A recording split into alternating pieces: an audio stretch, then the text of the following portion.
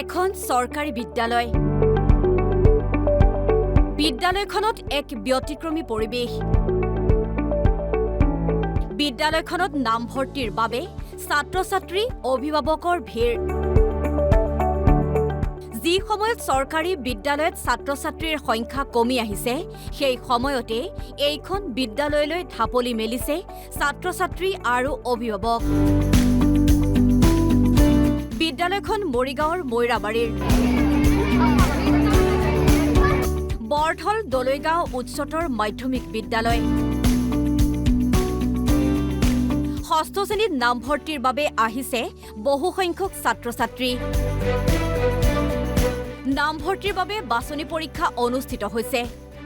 অভিভাৱকসকলৰ ইচ্ছা সন্তানে পঢ়াৰ সুযোগ পাওক বৰথলা দলৈগাঁও উচ্চতৰ মাধ্যমিক বিদ্যালয়ত। আশাৰে আহিছে ছাত্ৰ-ছাত্ৰীও। ইয়াত মই চিট পৰীক্ষা দিব লেখা পঢ়া ভাল পঢ়া লেখা ভাল সেইকাৰণে আহিছোঁ। মৰিগাঁও জিলাৰ ভিতৰতে সুনাম আছে বৰথল দলৈগাঁও উচ্চতৰ মাধ্যমিক বিদ্যালয়ৰ। বিদ্যালয়খনৰ শৈক্ষিক পৰিৱেশ উন্নত,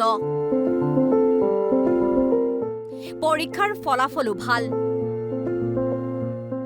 বৰথল দলৈগাঁও উচ্চতৰ মাধ্যমিক বিদ্যালয় স্থাপন হৈছিল 1947 চনত। বিদ্যালয়খনৰ শৈক্ষিক পৰিক্ৰমাও উজ্জ্বল।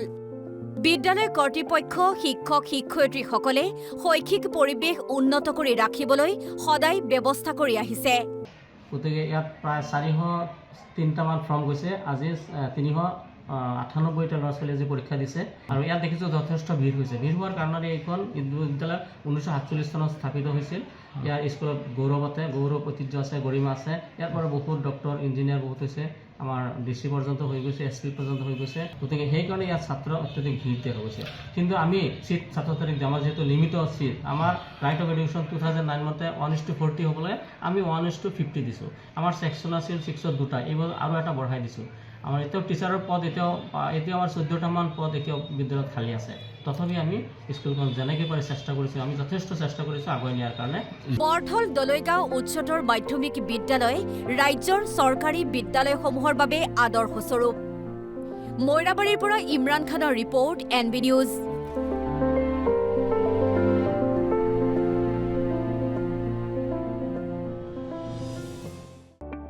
এখন চৰকাৰী বিদ্যালয়। বিদ্যালয়খনত এক ব্যতিক্ৰমী পৰিৱেশ। বিদ্যালয়খনত নামভৰ্তিৰ বাবে ছাত্ৰ-ছাত্ৰী অভিভাৱকৰ ভিৰ।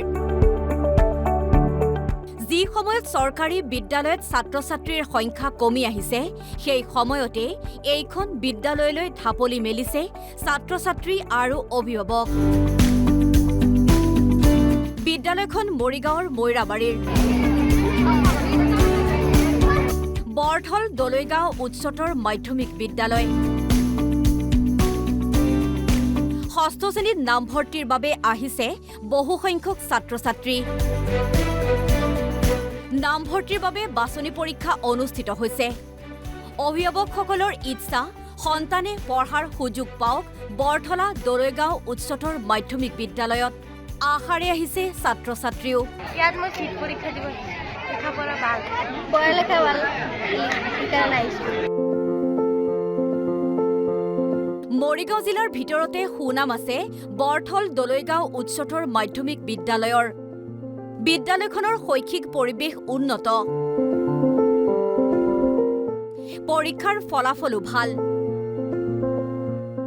বৰথল দলৈগাঁও উচ্চতৰ মাধ্যমিক বিদ্যালয় স্থাপন হৈছিল 1947 চনত।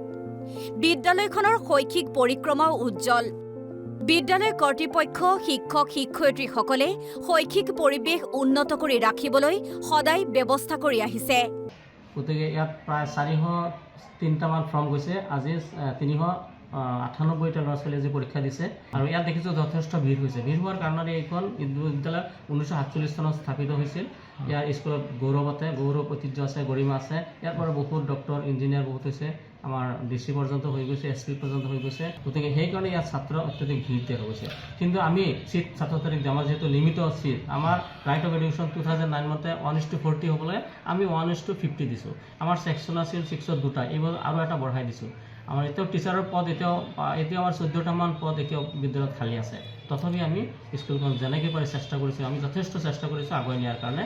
বৰথল দলৈগাঁও উচ্চতৰ মাধ্যমিক বিদ্যালয় ৰাজ্যৰ চৰকাৰী বিদ্যালয়সমূহৰ বাবে আদৰ্শস্বৰূপ। মৈৰাবাৰীৰ পৰা ইমৰান খানৰ ৰিপৰ্ট, NB নিউজ।